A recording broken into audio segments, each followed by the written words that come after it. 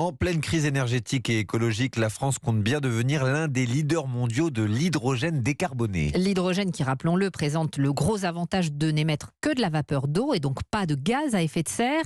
Elisabeth Borne annonce une première liste de 10 usines qui seront soutenues financièrement par l'État, Margot Faudéré. Oui, 2,1 milliards d'euros vont être dédiés à ces 10 projets français.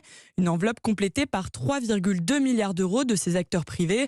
Et la première ministre Elisabeth Borne a donné plus de détails ce matin sur ces projets. Nous allons pouvoir construire les 10 premières gigafactories françaises. Ces nouvelles usines seront implantées dans 7 régions et créeront près de 5200 emplois directs sur le territoire.